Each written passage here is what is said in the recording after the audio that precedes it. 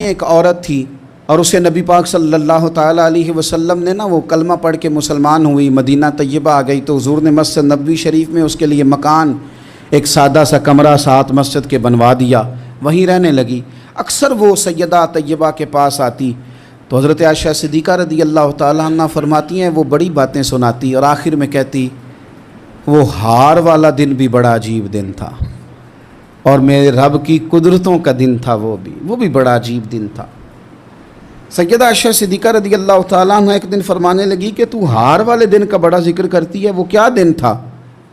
تو خاتون کہنے لگی اماں جی وہ دن تھا جب میرے رب پر بھروسہ اور مضبوط ہو گیا، جس دن میرا اپنے رب پر توکل اور بڑھا، میرے ایمان میں یقین میں اور پختگی آئی۔ کہنے لگی میں ایک گھر کی کنیز تھی، نوکرانی تھی، اس گھر میں ایک بچی تھی جس کے پاس سونے چاندی ہیرے جواہرات کا ہار تھا، وہ بچی پہنتی تھی تو کہتی ہوں بچی کے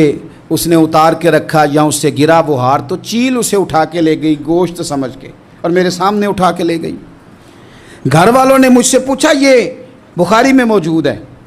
گھر والوں نے پوچھا مجھ سے کہ وہ ہار کہاں ہے تو میں نے کہا چیل اٹھا کے لے گئی۔ گھر میں کچھ چوری ہو جائے تو سب سے پہلا الزام کس پہ لگتا ہے؟ ملازمین پہ۔ کہتے انہوں نے مجھے بڑا مارا، بڑی تکلیف دی، حتیٰ کہ میری شرمگاہ تک کی تلاشی لی، میری عزت اتنی خراب کی میں بتا نہیں سکتی۔ وہ خاتون عرض کرتی ہے سیدہ عائشہ کی خدمت میں کہ مجھے بڑا مارا، مجھے تکلیف دی، میں کہہ رہی تھی کہ میرے سامنے چیل لے گئی ہے پر وہ نہیں مان رہے تھے، اماں جی انہوں نے مجھے بڑا مارا۔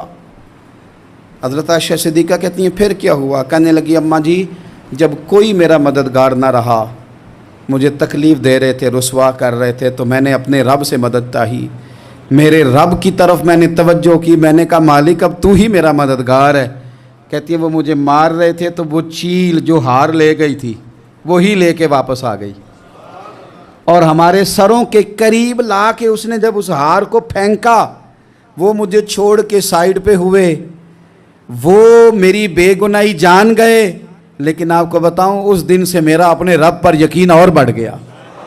مجھے سمجھ آ گئی کہ جب انسان پورا ٹوٹ جاتا ہے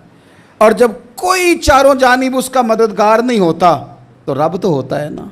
اللہ تو اس کا مددگار ہوتا ہے نا، وہ تو پھر اپنے اس بندے کی مدد کرتا ہے نا، پھر وہ تو توانائی دیتا ہے نا، وہ تنہا نہیں چھوڑتا، وہ تو آنسوؤں والوں کے آنسوؤں پہ بڑا کرم فرماتا ہے، وہ تو قسم پرسی میں آ جاتا ہے۔ اس